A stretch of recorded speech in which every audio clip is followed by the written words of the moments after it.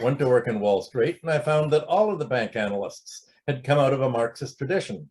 And that was because they were preferred by the banks because they knew that the economy was all about exploitation. And if you go to a business school and take an economics course, you're taught that everybody gets just what they deserve and there's no exploitation at all. And it doesn't make you very practical in understanding how monopolies work and how the world actually functions. The World Bank has always been an arm of the US military. And very often its president has been the former Defense Department head or a military head. The World Bank, upon its founding, had one basic purpose, to make sure that other countries did not produce their own food.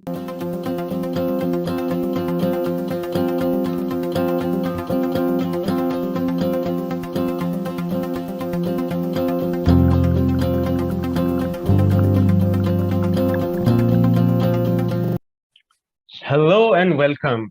Today we have with us the very special Michael Hudson. Michael is professor of economics at the University of Missouri, Kansas City, and a researcher at the Levy Economics Institute at Bard College. Michael has authored several books, which should be mentioned in the description box. Michael has also worked as a Wall Street analyst, political consultant, commentator, and a journalist. He is a contributor to the Hudson Report, a weekly economic and financial news podcast produced by Left Out. Michael, welcome to India and Global Left. Thanks for inviting me. Okay, we have a lot to discuss. We'd take up your classic work, Super Imperialism, in some detail. We would stop by at Russia and China to discuss a little bit of that before going back to the current state of United States economy. But before that, can we start by asking you about your early background? I was reading up, and your father belonged to a militant Trotskyite tradition, and he got arrested under the Smith Act. So can you describe a little bit of that early background, and if at all it had any influence on your political and economic thinking? Well, I was born in Minneapolis, and that was the only city in the world that the Trotskyists actually controlled. And they were very influential in the Teamsters Union, the truckers, and the whole Middle West was fairly radical in the 1930s. The governor of Minnesota, Floyd B. Olson, said that he hoped capitalism went right to hell. So most of the people that I knew who were visiting at the house after we moved to Chicago in the 1950s were all left-wingers, and it was quite normal for people to read Marx and have a belief that the government was basically not very fair. And when I went to New York, almost all of the bank analysts, I got a business degree, went to work in Wall Street, and I found that all of the bank analysts had come out of a Marxist tradition. And that was because they were preferred by the banks because they knew that the economy was all about exploitation. And if you go to a business school and take an economics course, you're taught that everybody gets just what they deserve and there's no exploitation at all. And it doesn't make you very practical in understanding how monopolies work and how the world actually functions. So I got along fine with my fellow bank analysts, and we, especially because where the classical the economics that was taught in academia, especially at the Chicago school, assumed that the whole economy works on barter, that everything was just sort of an exchange of goods and services once they're produced, and there was no debt, no financing at all. And working at a bank showed me that the economy was all about finance. Right. You did your undergrad from U Chicago. I wonder if the likes of Milton Friedman, Becker, Stiglitz were there when you were in the undergrad school. I never went anywhere near the business school. That was across the Midway. That wasn't in the campus as a whole. My degree was in Germanic philology and history and linguistics. And most of my studies, apart from that, were at Roosevelt University in DePaul in music. So it never occurred to me to even read an economics book, and we never met any business school people there. It was just like another world. I was into history of culture, art, and music and literature. I see. That explains a lot about your mm, use of economic history in terms of understanding economic theories. So let's jump into your book, Super Imperialism, the Origin and Fundamentals of US World Dominance. So, I mean, very briefly, the thesis explains the rise of the United States, beginning with the interwar period to some extent, but more dominantly during post-Second World War. And you mentioned at least three things as I picked up, that this new imperial order in the post-Second World War was unique in the sense that there was a single hegemonic imperial power as opposed to a sort of cartel of mafia imperial states in the classical era. And this imperial order involved in an unprecedented manner the use of intergovernmental institutions, which some of which we would take up. And finally, the use of deficit payment in terms of being an imperial state. So these were the three pillars that are very central to your thesis. I was wondering if we could start with your discussion on the World Bank, because I grew up in India in the late 90s, early 2000s, and we were told, not by any economist or B school, but it was all over, that the World Bank is a very benevolent institution committed to sort of developing the third world. And this had a lot to do with the post-91 reform in India, which started to become hegemonic by then. Your book, on the other hand, shows that the World Bank was directly complicit in restructuring the neo-imperial world order, and particularly its effect on the developing world was terrible. You say that it ignored the agrarian sector, but to the extent that it paid some focus, it in fact suppressed any radical restructuring of the agrarian order, by which you mean land reform, access of rural credit, cooperative, and so on. So can you break down the place of the World Bank in the American-led imperial order for our viewers? The World Bank has always been an arm of the US military, and very often its president has been the former Defense Department head or a military head. The World Bank, upon its founding, had one basic purpose: to make sure that other countries did not produce their own food. The idea was to have other countries produce goods, food, and services that the United States didn't produce, such as tropical climate crops or plantation crops. And there was an alternative to the World Bank promoted by Morris Forgash, a senator from Florida, for World Bank acceleration. This was fought by the State Department on the grounds that anywhere that there was a land reform, there was a anti-American policy. And the one heaviest element of America's balance of payments was its food exports. And it realized that here was a way to strangle the global South, Latin America, Africa, and what was called the Third World, by being able to cut off its food supply and starve it if it would decide to pursue any policy that the United States did not approve of.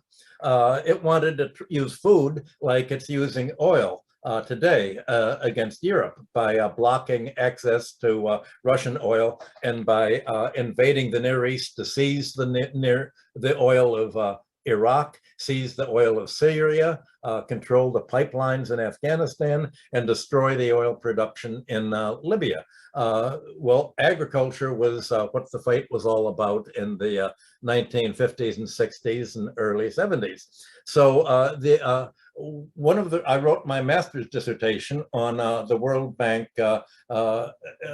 missions to countries, and all of the missions said you have to promote domestic agriculture, domestic family farming and food production.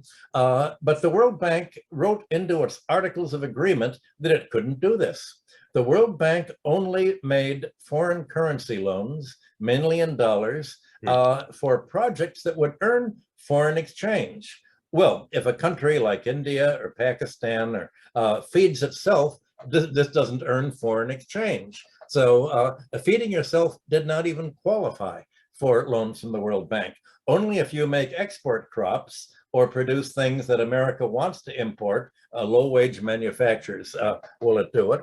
And I published an article along those lines in a periodical, the Columbia Journalism Review here, and the Catholic Church became one of my major supporters in the years leading up to the publication of Super Imperialism in 1972, because their liberation theology came out in favor of land reform. And again, the United States said, if there's land reform, then the American corporations can't control the bananas in Guatemala and Ecuador. One of the first regime changes right after Iran was the coup d'etat that the CIA overthrew in the government in Guatemala, which people wanted to feed themselves. And the United Fruit Company said, if they feed themselves, then where are we going to grow our bananas? Again, the World Bank from the beginning was even more destructive of the global South and third world countries than the IMF, because it just blocked any attempt to be self-sufficient, and it loaded down these countries with debt.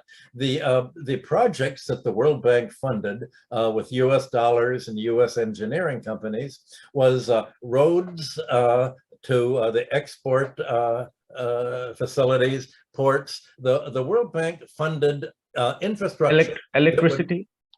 What? Electricity as well? Yes, electricity that would serve the American companies there and lower the cost of producing exports for firms that American bought control of. So the world, if American company would buy into a country, the World Bank would supply all of the external costs, so that the company itself, the American company, would not have to build roads, would not have to build port facilities. None of this actually helped the third world countries develop at that time, but they did help the American investment, and it was always looked at that. The idea was to make American investment in foreign countries more profitable, prevent other countries from becoming independent in food, so that if they, for instance, in the 1950s, when China had its revolution under Mao, America tried to starve China by blocking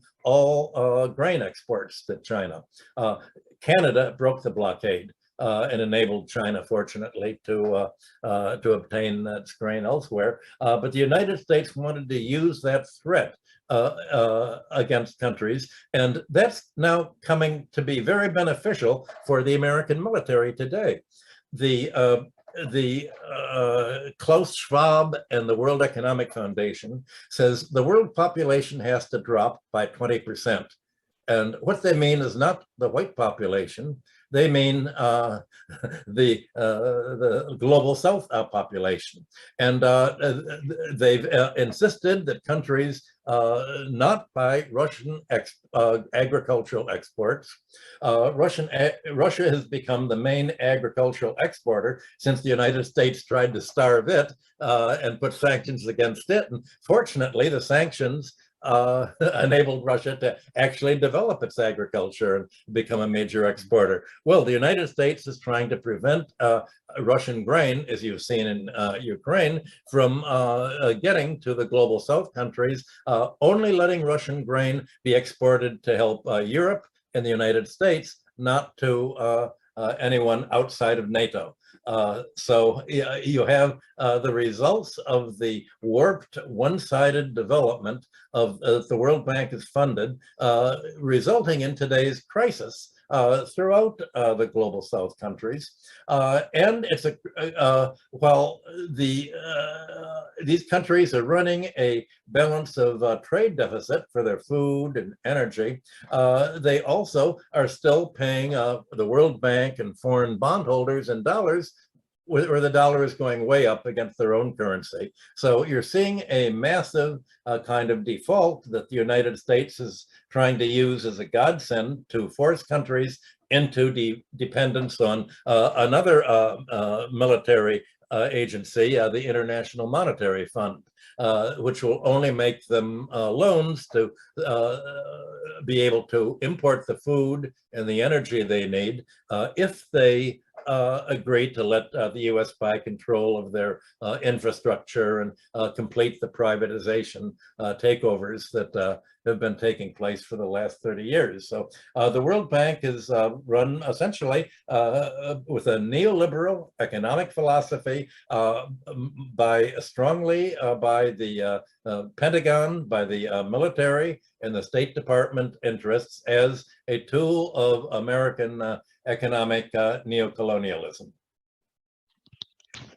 As you spoke about the electricity project, I remember the part of India that I come from. It's right in the what we call the northeast, but is the easternmost part of the country, hilly region. A lot of hydroelectric power projects came up at the behest of the World Bank, and there were huge resistance, I mean, of indigenous people about these big hydel power projects. But then the middle class became very supportive, saying that these are endorsed by the World Bank. Well, they had a reason to do that because power is important for them, because these were urban elites. And you mentioned in your book how the World Bank was structurally in favor of urbanizing projects, and that led to a massive sort of unstable immigration to the cities.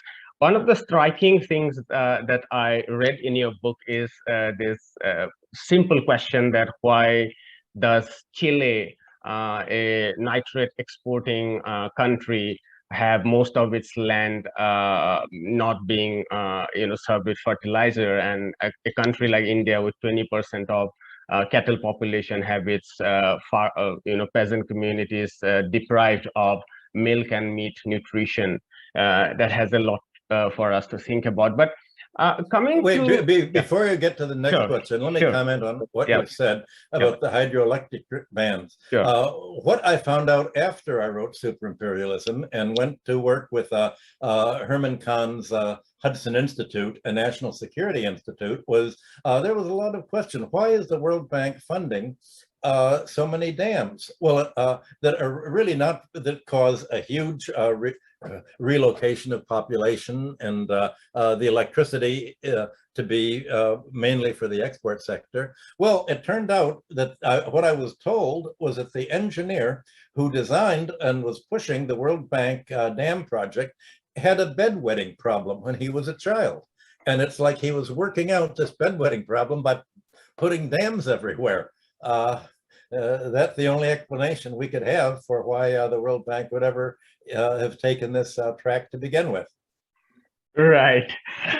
So that's the part of establishing of U.S. imperial order vis-a-vis the underdeveloped parts of the world. But the other part is about establishing sort of U.S. hegemony over the developed parts. And Britain was very important because post-Second World War, Britain had, even though it had collapsed, but it had a potential to sort of revive and sort of pose some competition to the United States. And you go on at great length describing that. Would you very briefly tell us some of the pillars of how a sort of British revival through sort of some sort of protection, be that of trade or monetary, was scuttled by the United States, while the United States allowed that for itself, leading to this sort of US hegemony over Europe. Well, one constant throughout World War II that I've described in Super Imperialism was the attempt to make sure that England would never be a rival for the American Empire. The Americans wanted to absorb the British Empire into the American Empire by making sure that this was done by financial reasons, by controlling the balance of payments. It began with the Lend-Lease and later the British loan of 1946 that committed Britain to keep the whole sterling area was not to limit its spending on buying British exports, but could buy exports from anywhere. And that meant the United States, which could outcompete with Britain. And also Britain was not permitted to devalue the pound sterling until 1949. And that kept the pound overvalued. And if you, I know it's hard to discuss very briefly finance, but it was a financial manipulation of sterling to destroy its ability to compete with the United States. Right, yeah.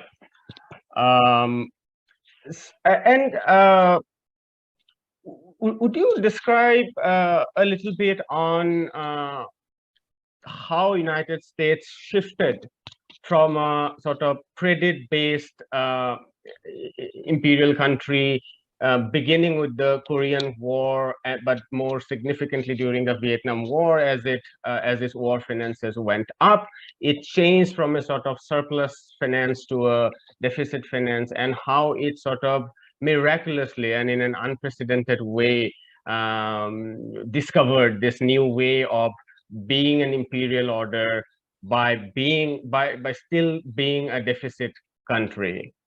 Well, that was what led me to publish Super Imperialism and what made it a bestseller in so many languages. I was a balance of payments analyst for Chase Manhattan Bank in the 1960s.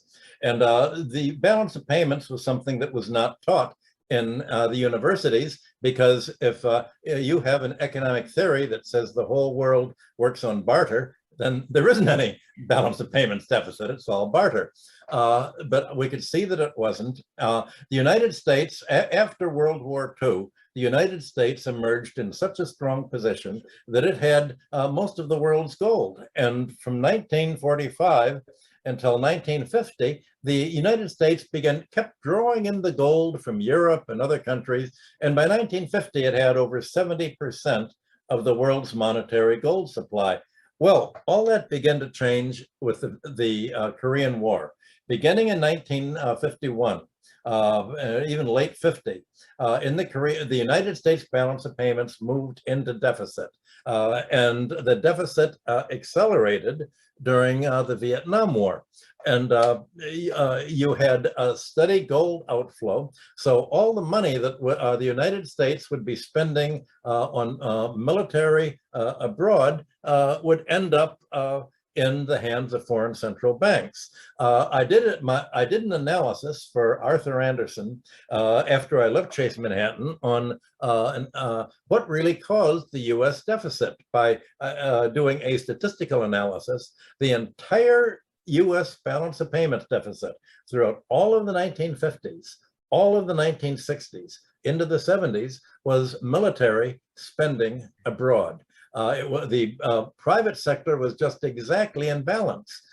It was the military spending that was sending the dollars abroad. And because Vietnam and Southeast Asia had been French colonies, the banks there were mainly French. And so all the money, the dollars that the Americans were spending in Asia were turned over largely to France, to Paris, and General de Gaulle would cash them in once a month. Okay, here are the dollars, give us your gold.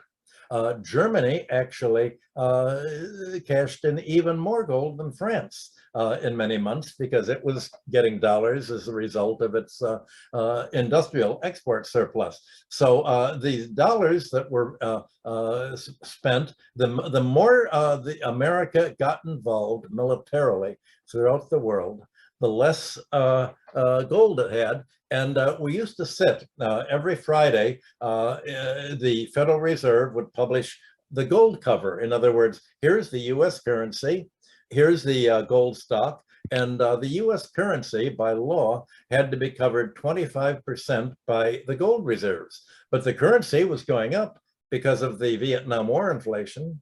The gold reserves are going down because of the military spending, and it was obvious that the United States was going to run out of gold, and gold was how it had restructured the international financial system after World War II. The American financial power that gave it the diplomatic power over other countries who all needed money was gold, and the belief was when President Nixon finally had to close the gold window, when there was no more leeway for gold to flow out without threatening gold convertibility, everybody thought, is America's imperialism going to be over? Is this going to usher a new world order, and will Europe and other countries running balance of payment surpluses end up in control?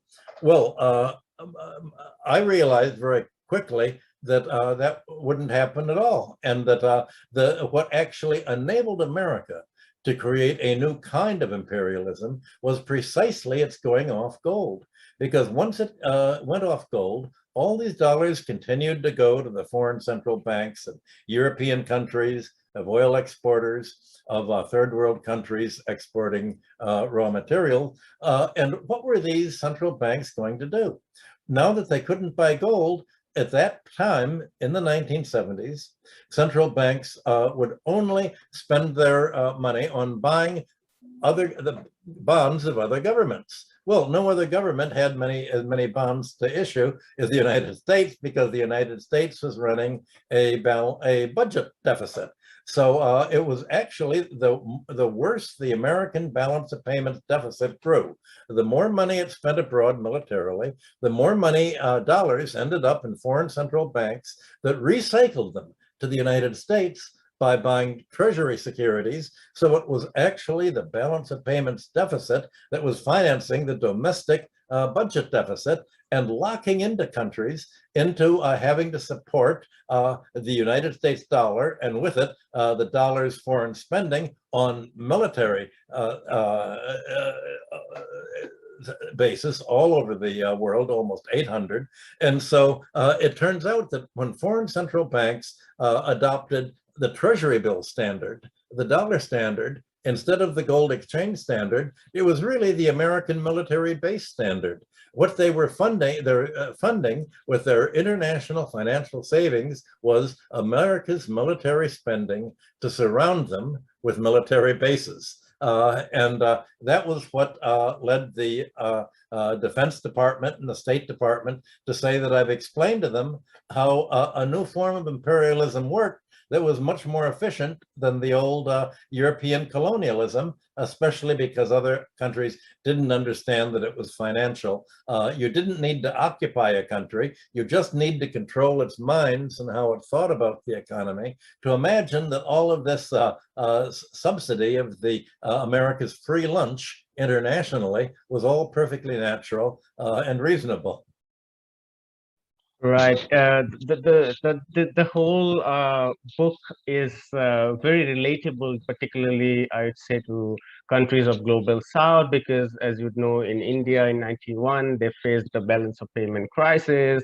Throughout South Asia now, perhaps not as much for India, but Bangladesh, Sri Lanka's massive crisis recently, Pakistan, but also across Latin America.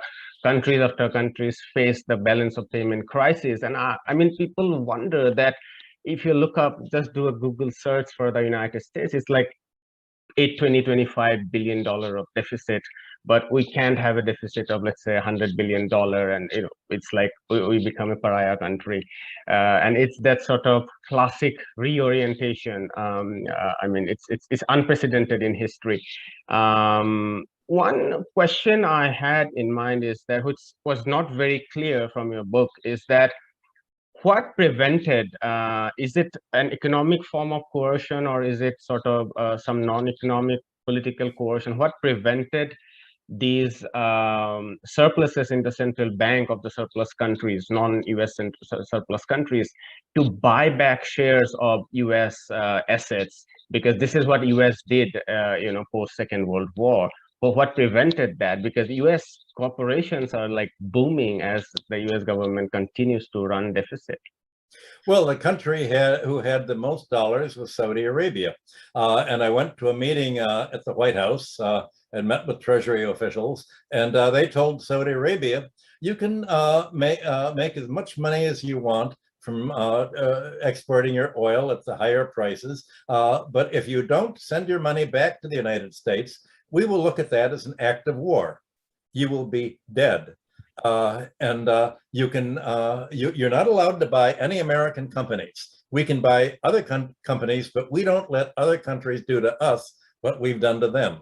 You can buy stocks, you can buy bonds, you can buy real estate, but no major American companies that are important to our own national interest. And in exchange, we will help protect you militarily by putting a base there. And of course, our base is there to protect American military against Saudi Arabia, perhaps doing something that is in its own self-interest. Basically, Saudi Arabia was told, either you send your money back to the US and essentially lose it on bad investments. Saudi Arabia kept buying shares of First National Citibank and keep losing its shirt again and again on Citibank shares because it didn't have good advice as to what to buy, and America would not let it buy anything that actually would make money. Just like with Japan. America told Japan you can buy golf courses and real estate. So Japan bought the land under Rockefeller Center. But then for $1 billion. It lost the whole $1 billion. It tried to buy luxury golf courses in California, lost $1 billion again, because the golf courses regulated what they could charge. So America basically would do to other countries what if other countries did that to America, there'd be war and a regime change there. So essentially, that was the mode of financial imperialism was financial, and I had wanted to call my book Monetary Imperialism, but the publisher wanted to call it super instead. But it's really monetary imperialism, and in order to understand it, you have to understand the balance of payments and central banks and how the world financial system operates, which again is not something that is taught in economics courses in the United States or elsewhere. Sure. Let's come to the war in Ukraine, but I'd also like you to just give us a brief background about this incredibly cheap privatization in Russia that followed the breakdown of the Soviet Union. Because, I mean, one of the surprising things about Russia is that its life expectancy, particularly of male, but also female, it crashed, I mean, following 1991. And it's very peculiar, because even in the developing world, the life expectancy, I mean, it may not be like China, like, going up twice with during Mao's lifetime, but it generally goes up. So give us a brief background of what happened in the 90s and the 2000s, and then I would like to hear your thoughts about what do you feel about the economic interests behind the war that is going on in Ukraine. Well, in the 1980s, there was a malaise felt in Russia. They realized that the Stalinist central planning just didn't work. It was too centralized.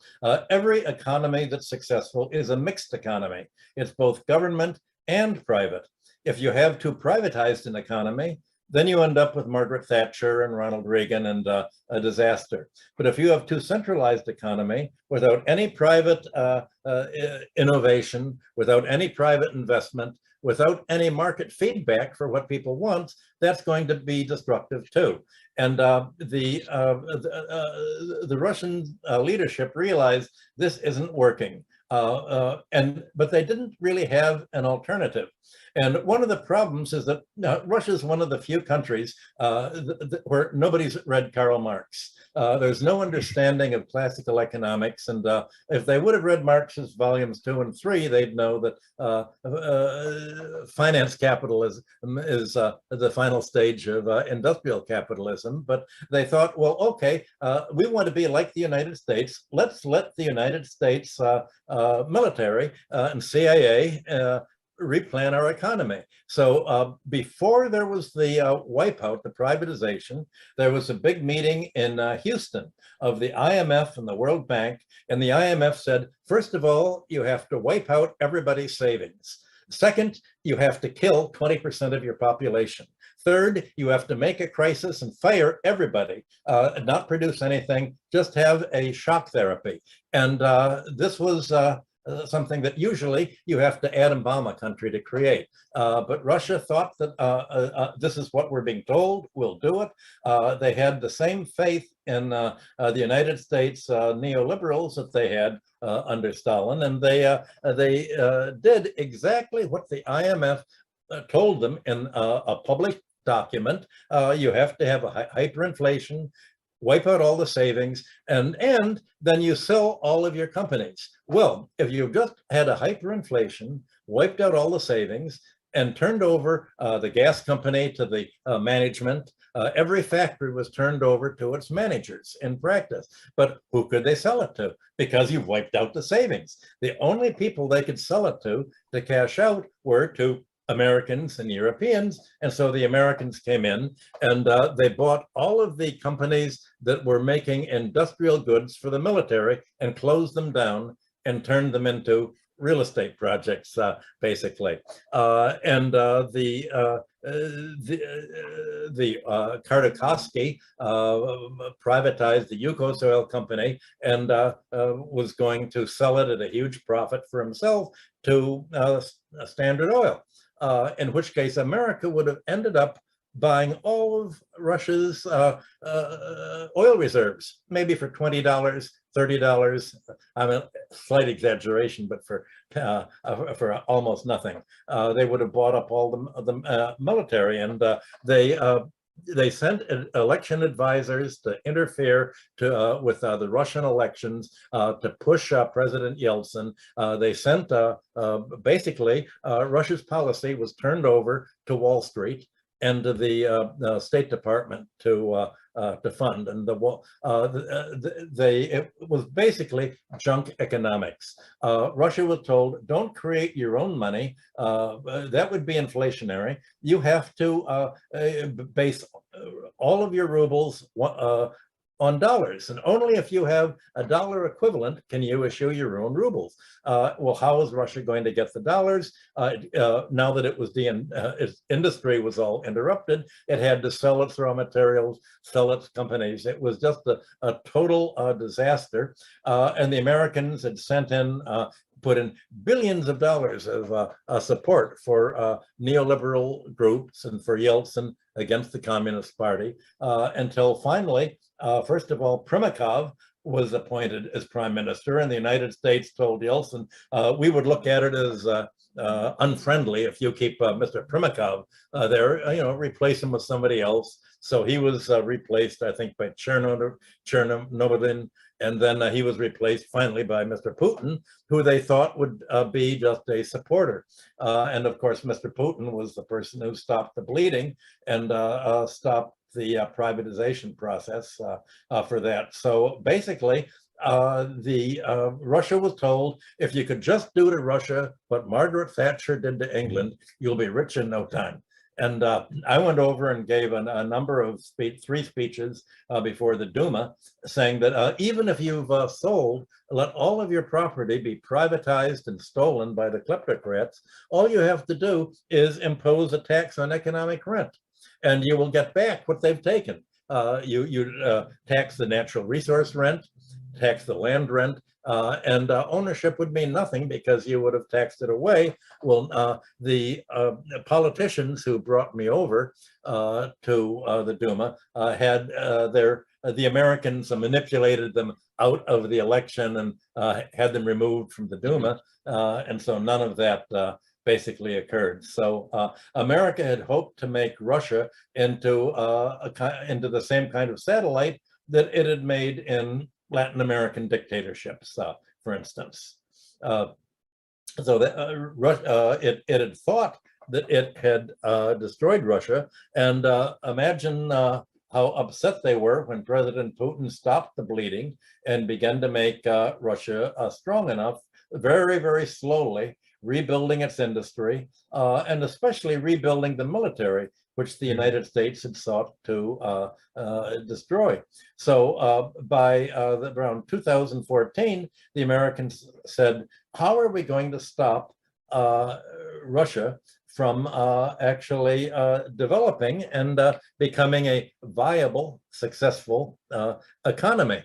Well, the big threat was Germany in all this, because Germany had had its own hopes that now that there was no longer the Soviet occupation of East Germany, now Germany could export its industrial goods, its consumer goods, its machinery, washing machines, refrigerators to Russia in exchange for getting inexpensive Russian gas. And this was looked at as a threat by the United States because, number one, inexpensive Russian gas would help make Germany and Europe more of a competitor with the United States. So the problem was, how do we destroy the German economy and prevent it from being a competitor? And in the process, how do we wreck the Russian economy so that it cannot develop into a strong enough military power that it could, for instance, join with China and support it? Because ultimately we want to destroy China because China is also becoming more competitive than we are. And if other countries produce their own industry, it's like the third world producing its own food.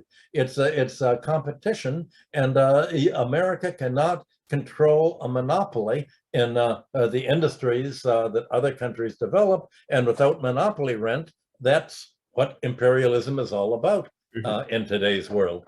So they decided to have a coup d'etat in Ukraine and back the neo-Nazi parties there, fanatic 2014. Neo-Nazi, the right-wing sector. Yes, yes. And so they had a military coup d'etat, where the military put snipers in the build. There was a big demonstration, and they put snipers and were shooting their own policemen, pretending that it was the Russians that did all of this. There have been a lot of investigations, and they've all documented what happened. And then basically the right sector, the right-wingers, the neo-Nazis and Thatcherites and neoliberals, who were funded by the United States. Victoria Nuland from the State Department went there and said, we've spent $5 billion funding an anti-Russian, pro-US movement that we call democracy. Other people call it fascism. He said they may have swastikas, but they're democracy because they're pro-US. And if you're pro-US, that's our definition of a democracy. And so they'd basically started, they cut off all pension payments to the Russian-speaking eastern provinces. They began moving up the military and constantly shelling civilian apartment buildings there to try to drive the population away. And it was basically, they were saying the Russian speakers are racially inferior. The Slavic population is racially inferior. We're Europeans, and being Europeans, we want to kill every other race. That's what development's all about. One race has to be supreme, and it's going to be the white race. And that is, of course, democracy, American style. Democracy means you're all white, the rest of the world, as Victoria Nuland said, fuck the EU, when the EU wanted to have a development with Russia. Well, that's how America feels about the global South. And all groups, that Asians, Indians, other people. It was very explicit racism, and that is what finally they said, how are we going to really get Germany not to import all of this new gas that Russia has just built, this new pipeline, Nord Stream #2. What do? Well, Victoria Nuland gave a speech. She was still at the State Department under Biden, as she was under President Obama. She said, we've got to make it appear as if Russia's the bad guy. We've got to keep goading Russia to react. We've got to be hurting the East. We've got to kill more Easterners. And if we come in and just begin to murder the civilians, we're sure that Russia can do something. And then we'll say, look at the Russian beast. They're going to invade Europe again, just as they did when they beat the Nazis. But this time we'll tell the Nazis, we've got your back. We're backing you this time, as General Patton and a lot of American generals in 1945. The minute Germany surrendered, America wanted to ally with Germany to have a new invasion with Russia, but Germany was too exhausted at that time. Finally, 75 years later, they said, okay, now we're ready to do it all over again. And they tried to back Nazis with the swastikas and the SS insignias all over again, attacking Russia. And they had thought that this would somehow drain Russia. Every Ukrainian that got shot, at least they used up one Russian bullet. And they said, now Russia will have fewer bullets. There won't be any Ukrainians left, but at least Russia won't have as many bullets or missiles or bombs anymore. And because the leadership of the right party was given millions and millions of dollars to put in Panama and Delaware and other offshore onshore banking centers, they were essentially acting on behalf of the United States. And all of this was published by WikiLeaks and by others to show, here's all the money that Zelensky and his other Ukrainian kleptocrats have taken abroad. But America said, well, that's democracy. Everybody's making money. What could be more democratic than that? And they had thought that somehow sanctioning Russia would at least deindustrialize Germany, because Germany wouldn't get any more gas or oil or titanium or helium or palladium, anything else that it needed. And Russia, if it was sanctioned, then it would go broke and the ruble would collapse. Well, all Russia had to do was say, okay, we're going to, America and Europe have just grabbed all of Russia's foreign exchange reserves, $300 billion. The Americans and Russia grabbed and said, now Russia's broke. Let's see what it did. Well, Russia said, okay, we will just ask for payment in rubles. And they exported their oil to the whole non-white part of the world that was quite happy to buy Russian oil, Russian food, and the Russian ruble went up instead of down. And the Americans couldn't figure that out. Almost everything the American has done, all of the sanctions have backfired and created the exact opposite of what they had hoped to understand, because they never understood the Russian economy. just as Russia in 1991 and 1990 didn't understand what capitalism was all about. There was a lack of understanding on both sides. And so the United States cannot figure out how everything that it does trying to hurt Russia only makes it stronger, and not only makes Russia stronger and Europe poor, but it also shows the whole rest of the world, the global South, from Latin America, Africa, India, Asia. It shows this is what the United States wants to do to you.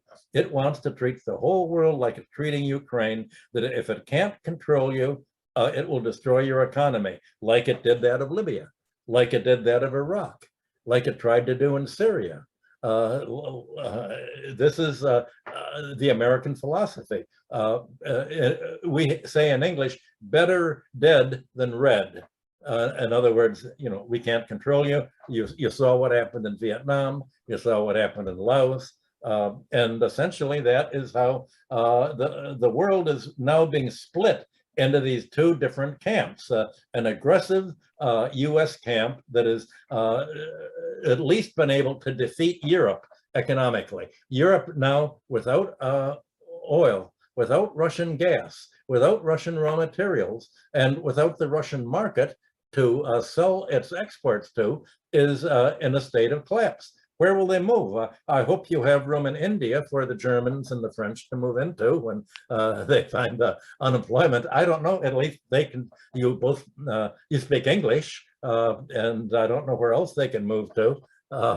That's, the whole world is splitting into something that is unforeseen by the American futurists. Right.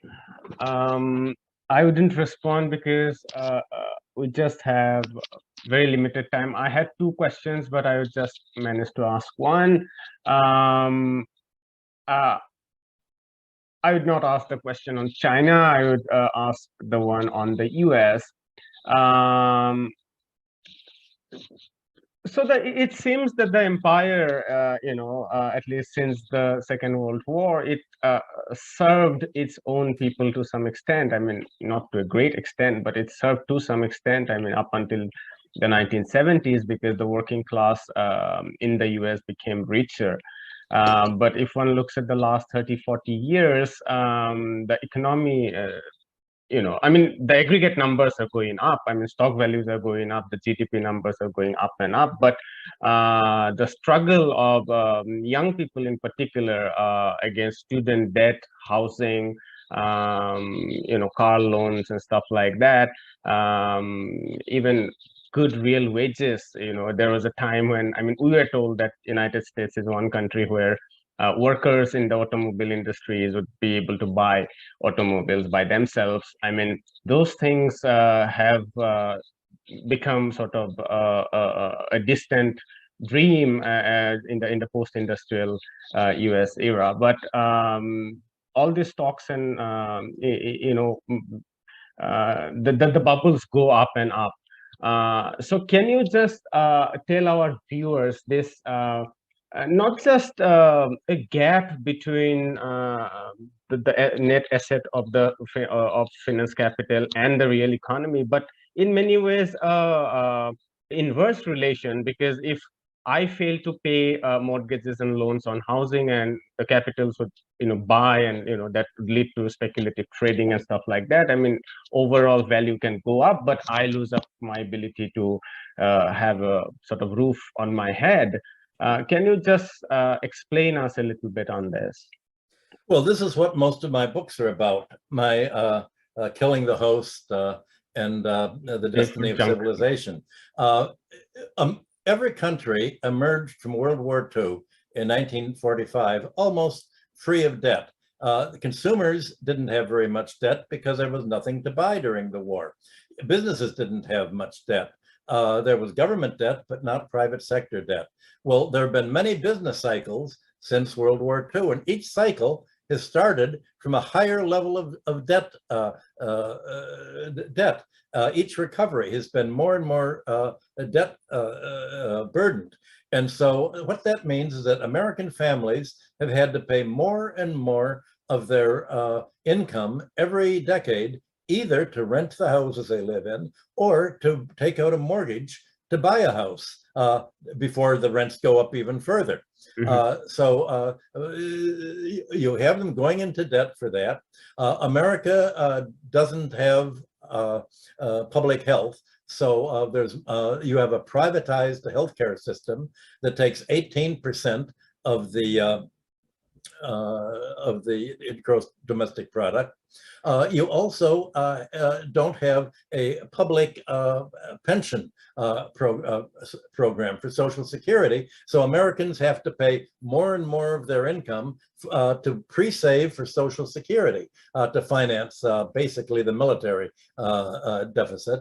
The economy now, the average American family, 40% of Americans don't have any money saved up at all. They can't raise $400 in an emergency. And with the COVID spreading here, there's one emergency after another. So you have almost, I'd say 90% of the economy is in debt to the wealthiest 10%. And as a result, the 20% are getting richer and richer and richer. The 90% are getting poorer and poorer and poorer. And even not only is their income going down, but the portion of the income that they can spend on goods and services after spending on debt service and on taxes and Social Security is shrinking. So you have debt deflation. And again, my Killing the Host describes this. It's a concept that happened in the 1930s. When the economy was so heavily indebted as a result of the international situation in the 1920s, that there's really no chance of recovery without a vast write-off of debt. And they're not going to write down the debt in America.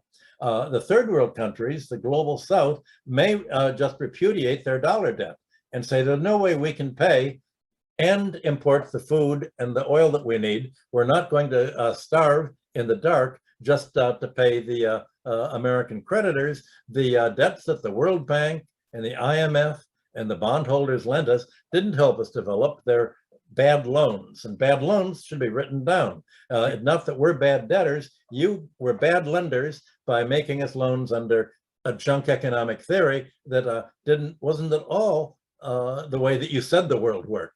So the third world can save itself. The United States can't because there's really no independent party here. There's the Republicans and Democrats are the same party. They have the same campaign donors on Wall Street, and essentially the election process in America has been privatized to the highest bidder. That's all been deemed legal by the Supreme Court. And so the question is, you have America going into a chronic economic depression. You have Western Europe going into a chronic economic depression. If you're India or South America or Africa, where do you think your future prosperity is going to lie? Is it going to lie with trade and investment in a country that's going into depression, that wants really to take over your economy, or is it going to lie with a part of the world that is growing? China and Eurasia, you're part of the world. And your part of the world looks like it can grow. It doesn't have to shrink. It doesn't have to starve itself by debt. It can make its own rules, and it doesn't need US dollars to do its trade. India now has already arranged to do your trade with Russia in rubles and each other's currency. And that can be a model for how Eurasia works. The countries can all deal with each other's currency, mutual trade investment for mutual gain, and the world doesn't need the United States anymore. Well, the United States response is, well, we'll isolate you. We'll do sanctions on you. We won't let you buy American exports anymore. We won't trade with you. And all you can say is, thank heavens, we don't need to trade with you. We can trade with each other because there's nothing you're producing anymore. America has deindustrialized itself. there's nothing it can do except militarily drop the atom bomb, and that's really not going to solve anything. So it looks to me like India, Pakistan, the whole South Asia is going to be working with the rest of Eurasia to go forward into a kind of socialist development. Capitalism was expected to develop into socialism. That didn't happen in America or Europe. It began to happen in India when your 5-year plan under Mahalanobis was basically based on volume 3 of Capital, and India has a very good planning history that it can certainly subsidize its own industry, its own agriculture, its own tax system without following the junk economics that's taught in American economic universities. Right. I mean, the problem, however, a country like India is that it is going in the same direction of the Bretton Woods sort of Washington consensus. I mean, at least that's definitely true since the 1991. Literally everything that you said, I mean, things that you spoke about Russia, for instance. I mean, there was a law that came up called as the FRBM, Financial Responsibility and Budget Management, which was like bringing a cap on the amount of money to be spent by government, and it's like an austerity. Right. And there is now a department in the Ministry of Finance called as DIPAM, which is basically a department for privatization. I mean, this was unthinkable in countries like India. Now they go to every business club and advertise that we have set up a different department for privatizations. And on debt, for instance, I mean, you would cringe, but this is true that while lakhs of crores of rupees are just written off for billionaires, and India has the third largest billionaires in the world, but every time there is a sort of couple $100,000 debt rupees debt write-off for literally millions of farmers, there is a huge brouhaha about, oh, this is leading to a very bad management of economy, and already peasants and farmers, they don't know how to run their finances and stuff like that. So I mean, that kind of hope is very difficult to emerge from, at least places like India. I mean, you can think of Brazil and with the pink ties, some sort of progressive governments in Latin America, but in places like Pakistan, not as much for Bangladesh, but definitely not Pakistan and India at the time. But Michael Hudson, thank you very much. It's good to be here.